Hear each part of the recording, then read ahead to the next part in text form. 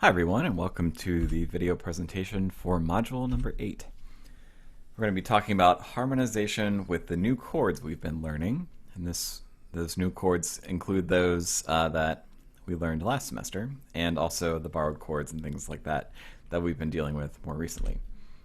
So we're going to review the process of harmonization because it's been a while since we've done that. We'll explore the use of borrowed and secondary function chords in harmonization, and I'll do an example what we'll do is we'll kind of do a traditional harmonization without the borrowed chords, and then we'll find places that we can use the borrowed chords. Okay, so harmonization is the process of adding chords to a given melody. And the chords you pick should do three things. Now, there are a lot of different ways to approach this, but these are the three things that we want to kind of prioritize, especially when we're doing the melodies that we're doing, which are like in a four-part texture, a chorale, right? There are obviously a lot of different ways to write music. This is not the only way, but this is a good method for writing this kind of music. So first, the chords must be consonant with the melody and create dissonance that is correctly resolved. So usually the chords you pick should have the melody note in the chord, okay? If it doesn't, then it should create a dissonance that is correctly resolved. Now for what we're doing, where our harmonic rhythm, right, the speed of the chords, where the harmonic rhythm is the same as the melody, then everything we pick should be in the chords that we pick, okay? So the chords that we pick should pretty much always have the melody note in the chord, because we're not going to have a chance to resolve any dissonances. Okay, so basically everything must be consonant with the chord that we pick. Okay. The next priority is that the chords should result from good voice leading, particularly between the bass and the soprano, okay, the outer and upper voices. Now, the most obvious thing to prioritize that this makes clear is that we shouldn't have parallel fifths between the bass notes we pick, right?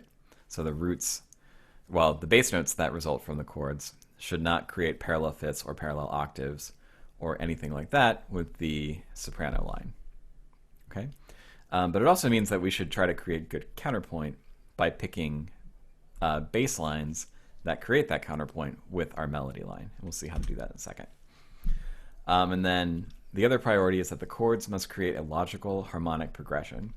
So in addition to, the chords being consonant or handling dissonance correctly, and creating good voice leading, the other thing we have to think about is that the chords follow either the circle of fifths or that progression of tonic to predominant to dominant, or basically they have a goal, right? And that goal is often to get to the tonic, but there's some kind of clear harmonic progression, some kind of logic behind the chords that we pick for our progressions.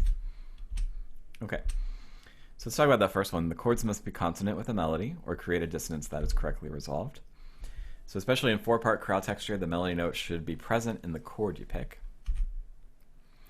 And if you limit yourself to root position triads, this means that the melody note can be harmonized by a third, a fifth, or an octave below, right? So you'll pick a bass note that makes the melody note either an octave, a fifth, or a third, okay? Because that means that the melody note is either the root, the third, or the fifth of the chord. But with inversions and seventh chords, all the other intervals become possible. So you can harmonize a melody note with a sixth, right? And then in that case, you would have probably a first inversion triad. You can harmonize it with a seventh below the melody note, in which case you might have a seventh chord, right? But you're always thinking about the next two criteria when you're choosing the chords, right? Because you're not randomly picking chords. You have to pick things that are consonant with the melody, but also have a clear harmonic progression and create good counterpoint between the bass and the soprano. So the second part, the chords should result from good voice leading, particularly between the outer voices. All right, so the bass line that results from the chords you pick should create counterpoint with the melody. And we've learned, actually this was back last year, the inversions, right, can create this counterpoint. And you can also think about the species counterpoint we did in the first semester as a helpful guide on how to create, you know, bass lines that also have that kind of counterpoint. So if you think about it, when you're writing a bass line, it really is just like writing those two-part counterpoint examples, right? Where we were finding places to use contrary motion, we were avoiding parallel fifths, we were avoiding parallel octaves. Okay, but now we're just writing the melody, the lines, and then picking the chords to go with the soprano and the bass line. Okay, and then finally, the third point, the chords must create a logical harmonic progression. And so there are a couple different ways of thinking about this. They're related, but it's useful to separate them out. So one is the idea of harmonic function, and that is that we have chords that either have a tonic function, right, so they feel like they're at rest, or they have a dominant function, or they feel like they sound like they have a predominant function. Okay, the tonics, the chords that are tonic, their job is to be the point of rest, and they can lead to any other chord. Okay, so they can lead to dominant chords or predominant chords. Dominant chords, their job is to lead back to the tonic. Okay, so as you can see at the top, you can create perfectly good progressions that proceed just from the tonic to the dominant and then back again, right? The goal is always to get back to the tonic. So you can create perfectly fine progressions with just those two kinds of chords. You can also go to the predominant, and the predominant, its job is to go to the dominant, but it can also go back to the tonic, right? So it can either proceed to the dominant or go back to the tonic. When you go back to the tonic, the progressions are a little weaker than they would be from the dominant, and those are things like plagal cadences. Those have kind of a softer effect than the the authentic cadences, which are a dominant to tonic progression. And one thing to note is that it's really not very common in this style of music to go from a dominant chord to a predominant chord, right? So the direction of a predominant is pretty much just one way. Okay, so the tonic chords in major include 1 and 6, right? 1 being the most final, so if a progression does end on 6, it does feel like it's unresolved. The most common dominant chord, of course, is 5, and then the other one is 7. And you also consider 1, 6, 4 an extension of the dominant, so those are all dominant function chords. And then the most common predominant function chords are the 4 and the 2. Okay, so when you're creating progressions, your progressions will go from chords that are tonic to chords that are dominant and then back again, or they can go from the tonic to the predominant to the dominant, right? They can go from the tonic to the predominant, right? It will follow that path of harmonic function, and you can pick any of those chords. You can also extend those areas too, so you can go from the 4, for example, to the 2 in a progression, because you can use any chords within the same function to go back and forth in chord progressions. Okay, so the other way of creating harmonic logic is a sequence, and the most common sequence is the circle of fifths. And so we know that 5 to 1, a dominant to tonic, right? If you think about the roots of those chords, 5 obviously is 5 notes above 1, and so that is kind of the end of our circle of fifths. You can extend that out. The 2, right, the root of the 2 is 5 notes above 5. The root of the 6 is 5 notes above 2, and then finally the root of the 3 chord is 5 notes above 6. So you can create a progression by using this sequence, this circle of fifths. Okay? Of course, you can mix and match these too, right? So you can have part of your chord progression follow the logic of harmonic function, and then go into a circle of fifths progression, right? Or you could do the opposite. You could start in a circle of fifths progression, and then once you get to, say, maybe the 6 chord, you could go to the 1 chord, and then the 5 chord, then back to the 1 chord, right? So you can mix and match these different paths. But it is useful to kind of think about these as your harmonic logic. Okay, so let's get an example. Now this is a pretty simple melody in the key of G, and I'm going to harmonize it. We're not going to use any borrowed chords this time. We're just going to use the chords that we are familiar with using to do harmonization from the last couple semesters. So it's important to kind of know what the chords are, I guess, in the key of G. And so let me change to the pencil thing here. So the tonic chords that have a tonic function, are the 1. In this case, that'll be a G major triad. And the 6, which will be an E minor triad. Okay. Predominant chords, those are chords like the 4 and the 2. And the 4 chord in the key of G is a C major triad. And a 2 chord in the key of G is an A minor triad. And then the other chords we want to know are the dominant function chords. And those are going to be the 5 primarily, the 7, and the 1, 6, 4, right? And so 5 in the key of G is a D major triad. 7 in the key of G is an F sharp diminished triad. And the 1, 6, 4 in the key of G is just a G chord with a bass note of D. And then on the other side, we have our circle of fifths progression. And we could just write that out. That could be helpful. So it always starts with the 3, so that's going to be B minor. 3 is followed by 6, which is E. 6 is followed by 2, which is A. 2 is followed by 5, which is D. And then 5 is followed by 1, which is G. Okay. So these are the different harmonic progressions we have at our disposal. Now, we want to pick chords that, of course, harmonize with the melody. And since we know about seventh chords and inversions, we can pick those, right? So we can harmonize things with sevenths and sixths. And using the right inversion, we can even use seconds and fourths and things like that. We also want to create counterpoint with our soprano, and we'll use inversions to do that. So let's get started. The first thing you want to do is know where the phrases are, because some of these might have more than one phrase. And so the phrase is indicated by a long note in the melody. So let's listen to this and see if we can hear where the natural phrases are. So it starts up here on the note sol. 1, 2, 3.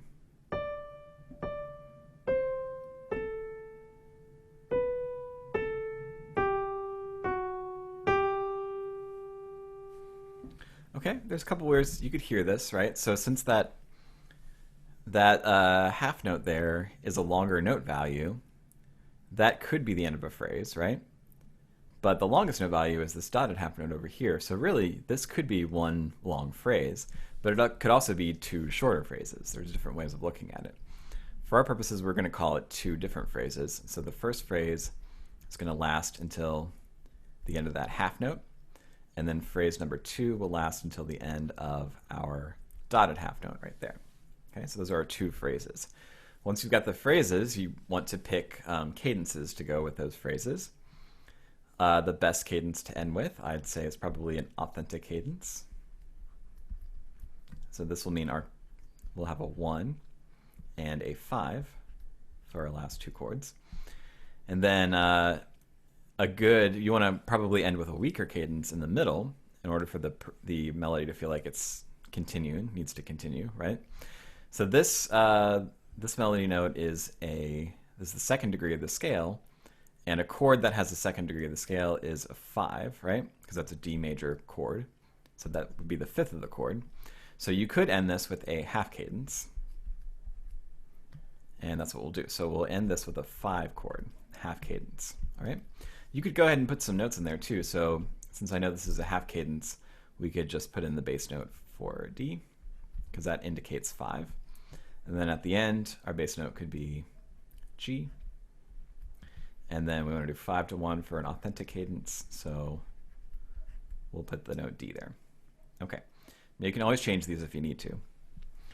Okay, so now we need to create a bass line. Well, actually, another intermediate step, I'd say, is when we're doing other textures, we could plan the harmonic rhythm. So often you might only have the chords change like maybe every bar. But in this texture, we're going to have chords change every melody note, so we don't really need to plan a harmonic texture. But we could plan where our phrases are going to start. And so a good place to start, our first phrase is likely a 1, right? So 1 ending on 5. There are a couple places we could start our second phrase. So we could start maybe on a 6 if we wanted to, but maybe let's say we're going to start on another 1. And since the melody note is different, that might still give us enough variety, okay? So we're going to kind of start in the harmonic area of 1 for each phrase. The first phrase will end with a half cadence. The second phrase will end with a perfect authentic cadence, and that'll give us a nice sense of symmetry, I think, with this. Okay.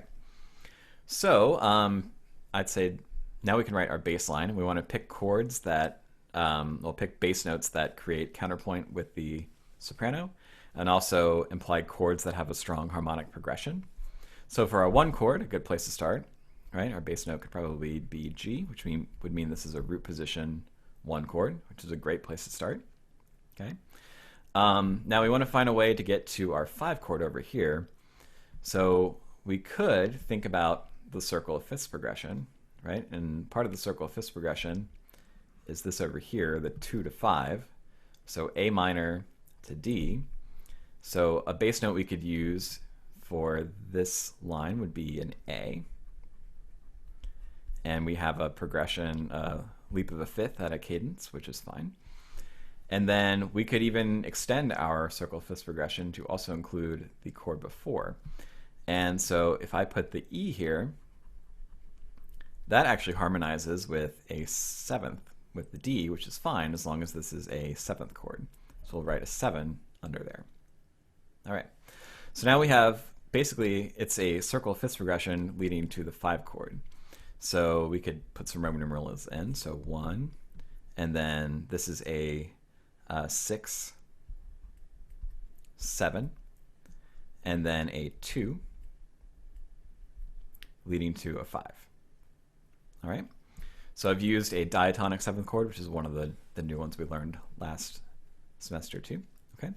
So we have a lot of leaps up here at the beginning, which is okay, but maybe we want to contrast that by composing some counterpoint, some linear counterpoint with the soprano in our next phrase. So maybe we could start down here with an octave, the B, and compose a line that creates contrary motion with our soprano. And then let's see, so this is contrary motion. Let's see if we can pick chords that also follow a harmonic progression. So here, if we want this to be a 1 chord, we could call this a 1-6. Okay, so that's tonic. Then that could be followed by this next chord, and then C to A is a 6, right? So that is probably going to be a first inversion chord. So this could be a 2 chord, right, which has a predominant function. And then followed by a 4th here. So normally that might be a problem, but we do have a special chord we can use at a cadence, right, that leads to a 5 that also has a 4th in it, and that is the 6-4 chord. Okay, and that has a dominant function. So we've gone from a chord that's tonic to a chord that's predominant to a chord that is dominant. So a very clear harmonic progression there, which is extended to the dominant 5, which leads to the tonic 1. Okay, so that follows the rules, right, of our harmonic function, so that works fine. So if we did the analysis, that would be a 1-6, a 2-6, and a 1-6-4. All right. Now, I used both methods there. At the beginning, I had circle of fifths, right? And on the second phrase, I had harmonic function. So I used both of those to create 2 different progressions that have a good sense of a plan, right? A good plan. So now, after you have that, right? So I've used inversions to create counterpoint. I've picked chords that, you know, demonstrate a clear harmonic path. Then you want to write in the inner voices, right? And so I'm going to start my alto on the note G, my tenor on the note B. And I won't talk through all of this, but to compose it, right, you could sustain those, have the G maybe leap down to an E here to go as the fifth of the chord. The tenor could share that A there. In this next chord, we need a third for sure, so our alto could go to the F sharp for the third, and our tenor could stay on the A here, and that's our half cadence. Over here, our leading tone, F sharp, and the alto should go up to a G. Okay. It'd be nice to have a fifth in this voice, so we could have the tenor leap up to the note D. Okay. Then you want to create contrary motion with the bass if you can, so our alto could leap down to an E. Our tenor could step down to a C natural. I'll erase this. Should have erased that earlier.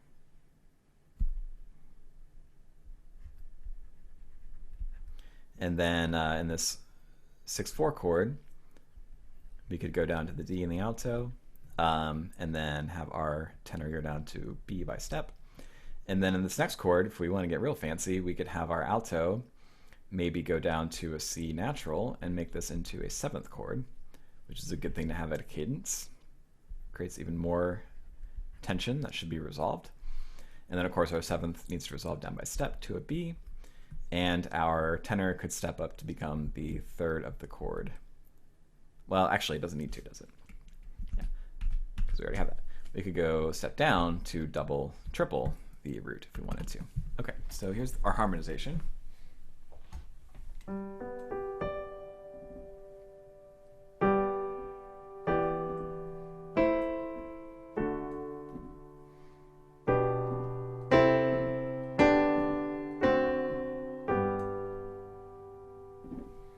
So you can hear the contrast between the bass line at the beginning and the bass line at the end, which I think is really nice. So we have like kind of a leapy bass line at the beginning, which is what basses usually do, right? Which shows the circle of fifths.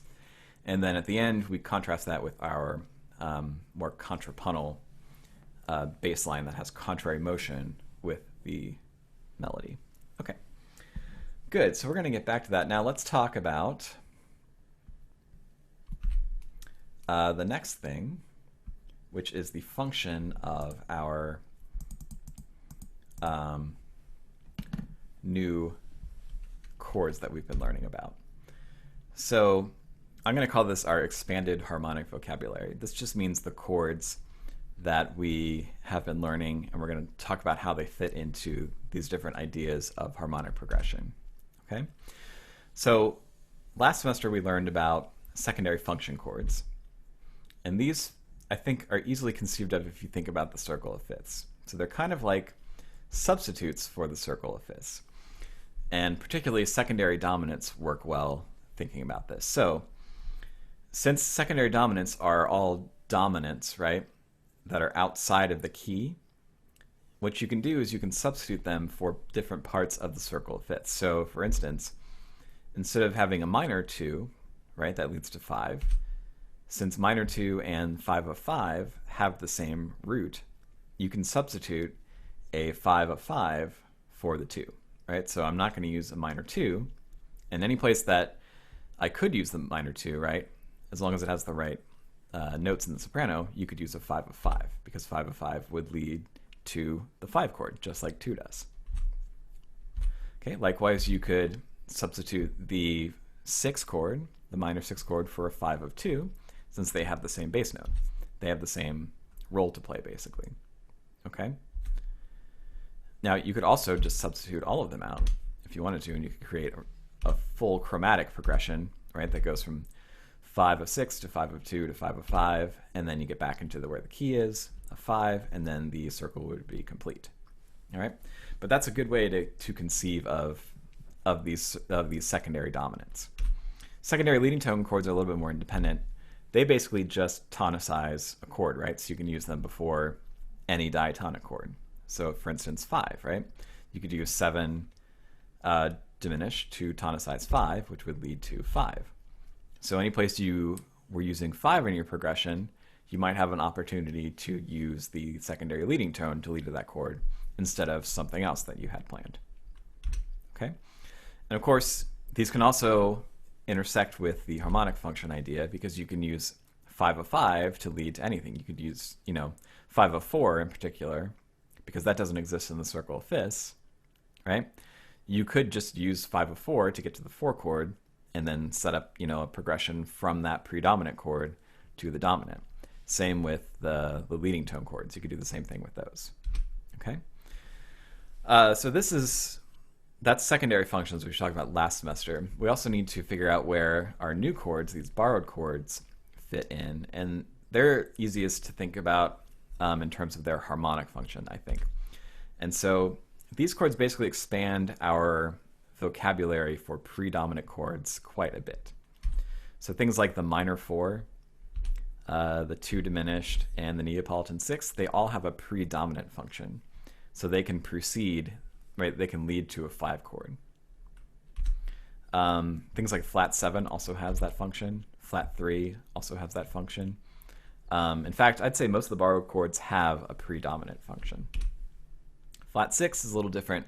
It can also act as a tonic chord, right? Especially in a 5 to 6 progression, a deceptive cadence.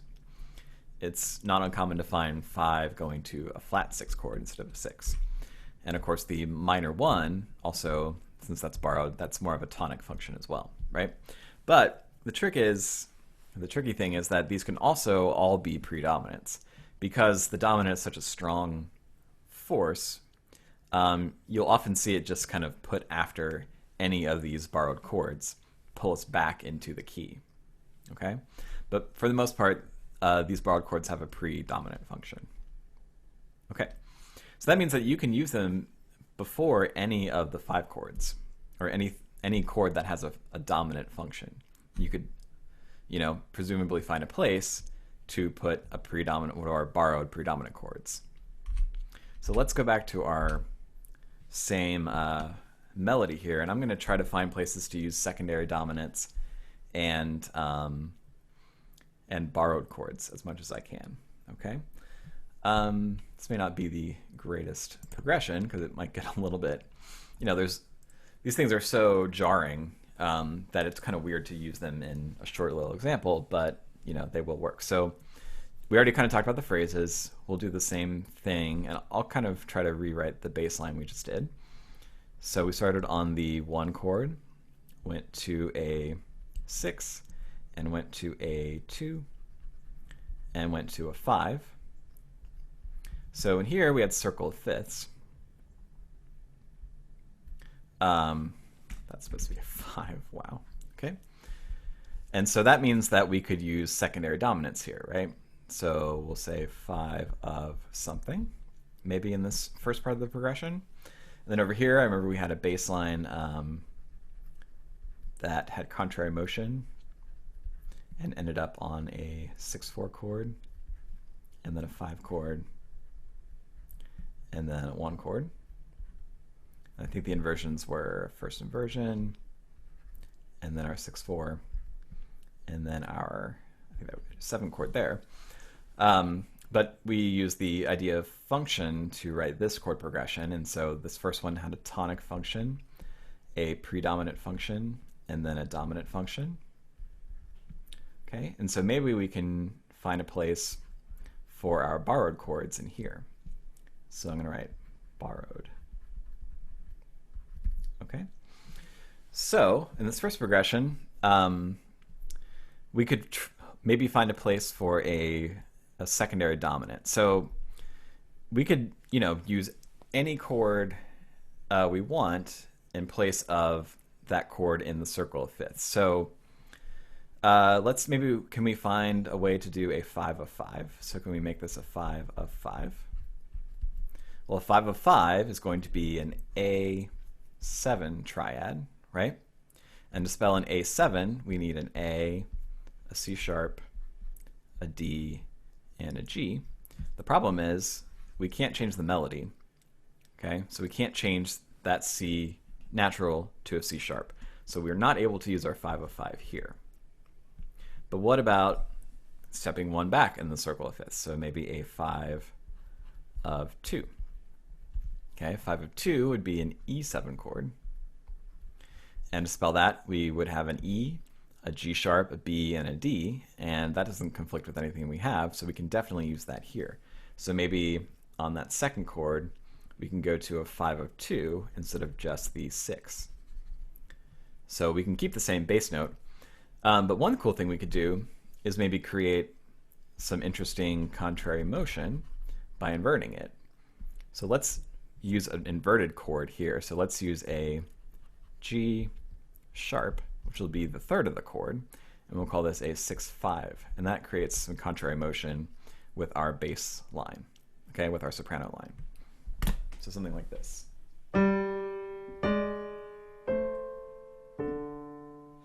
Okay, and our seventh, of course, is prepared, right, by suspension and resolved correctly, so no problem there.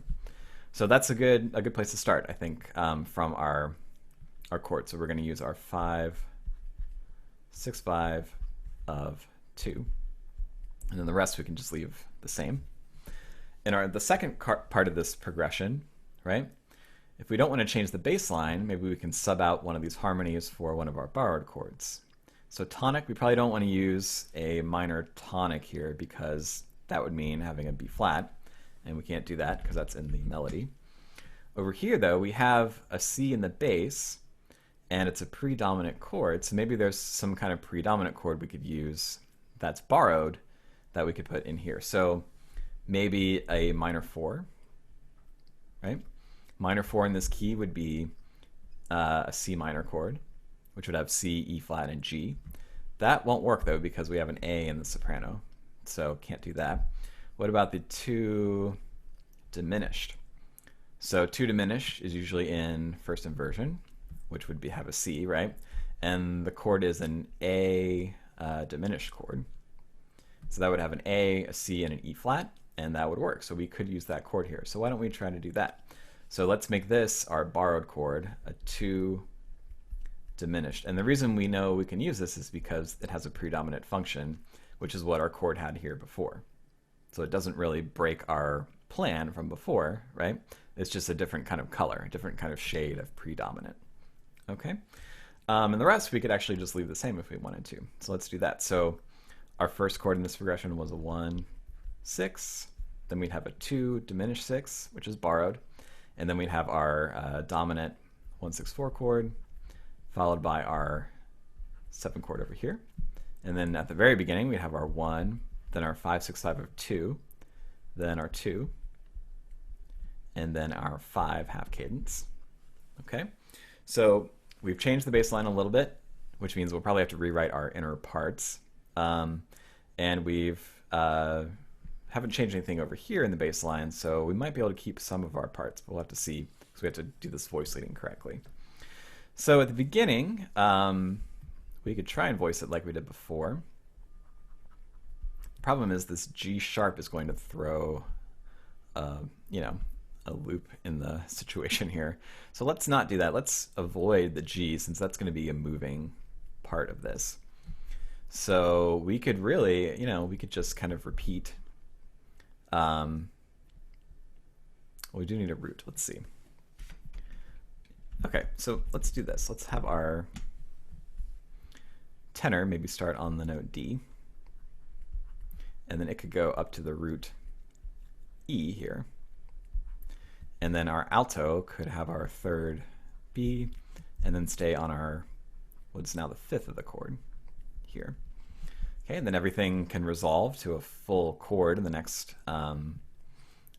harmony because it's in inversion, so that's fine. So our B in the alto could go down to an A, and then we could keep our E in the tenor, so that's fine.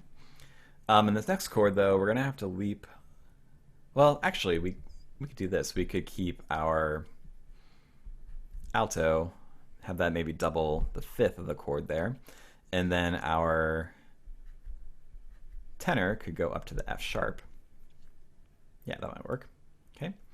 In this next chord, at the end of the phrases, the voice leading can change a little bit. Since everybody's kind of taking a breath, it's okay for the voice leading to kind of take a break, right? So even though we do have this F sharp that should resolve up to a G, it's actually okay to have it maybe not do that. So we could And in fact, one technique that's often found is this idea of like I'm not sure if it has a name, but it's like, since this F sharp exists in the tenor, we're not going to resolve it in the tenor. We're actually going to resolve it in the alto. And that's perfectly fine. So that F sharp is essentially resolving in a different voice. There's probably a name for it, but I don't really know what it is. So that means that we're free to maybe go back to our original voicing from before. Okay. And we'll see if we regret this. We might. Now in our next chord, we're trying to make this a 2 diminished, which means we need to include a borrowed note. And that borrowed note is an E flat. And we want to always generate these borrowed notes by, using either using some kind of non-chord tone pattern. So either a neighbor tone, right, or a descending chromatic line. So in this case, we could have our tenor maybe go up to our E flat. And then ideally it would want to resolve back down to the D. And then we might have a little bit of a problem here because not sure what our alto would do. It would be nice if it could go to the A, but, well, then I guess it could leap down. Yeah, that's not the worst thing in the world. It could leap down to the D here, right? Of course, then we don't have a third in that chord. So I think we're going to have to revisit how we did this. So we won't be able to voice our chord like this. So let's go ahead and backtrack here. So why don't we have our borrowed note instead generated in our alto. So we'll have the alto on the note D, have have it generated by an upper neighbor there, and then resolve back down to the D. And then our alto or our tenor could be on the B in this chord, and it could also have a C over here. And then maybe our fifth could be doubled here. That's probably a good way to voice that. Yeah. Okay. And then our alto could go down to the C like it did before. Our tenor could go to the A. And then everything could stay the same like it did before. But now we've included a borrowed chord in our predominant slot for that progression. So let's see how this changed.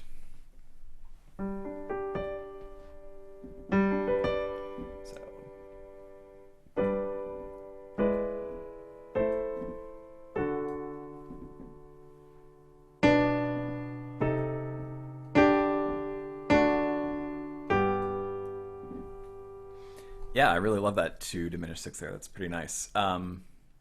I think introducing a chromatic chord at the beginning kind of gives you an expectation that things might get chromatic again. So that, in a way, that 5, 6, 5 at the beginning kind of sets up that borrowed chord in the second part, because we're like, oh, okay, well, this isn't going to be your vanilla chorale, right? This is going to have some interesting stuff in it. Let me play that one more time.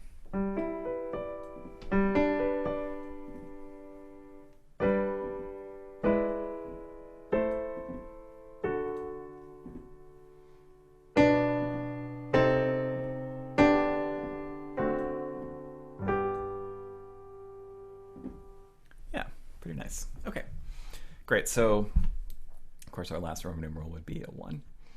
So that was a long video, I know, but it did cover a lot. So feel free to go back and watch this if you'd like. We'll be going over some examples in our session coming up. Yeah, so this was good. You want to, of course, always follow the steps of analyzing, figuring out what the phrases are, planning your cadences, deciding where your phrases are going to start harmonically, creating bass lines that create counterpoint as much as they can with the soprano, right? And also it's okay to leap, especially at the end of phrases. That if you look at this one, we leapt down by a fifth at the end of each phrase, which creates a good convincing cadence, I think. And then, you want to create convincing harmonic progressions that either follow the idea of functions or the circle of fifths, and finding places for our chromatic chords, like our secondary dominants, right? And realizing how those fit in. and finding places for our borrowed chords, like all the predominants that we learned about, like the 2 diminished 6 and the Neapolitan 6. Okay, so yeah, hope you got something out of this. If you have any questions, let me know. And yeah, we'll be working on this in the session too. Okay, well, great. Thanks for watching, and have a great day.